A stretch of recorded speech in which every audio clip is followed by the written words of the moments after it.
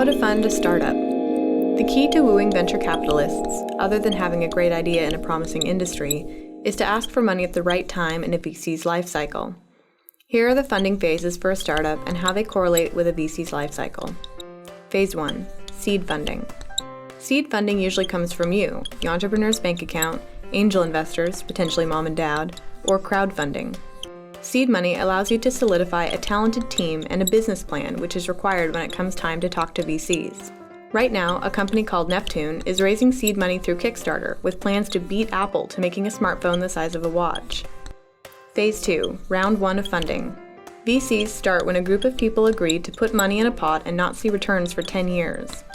If the VC is worth $100 million, then in round 1, they will invest about 1/3 of the fund in a variety of companies. As an entrepreneur, this is when you want your business idea to be noticed and funded.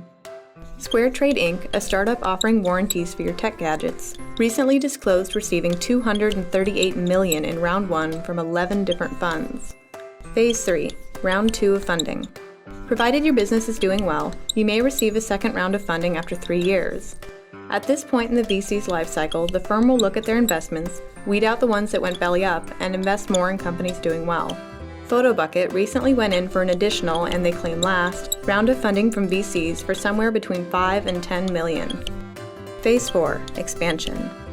Now your startup is 3 to 5 years old and hopefully close to turning a profit on its own. At this time, funding will come from subordinated debt or preferred equity. This is the expansion phase. Twitter appears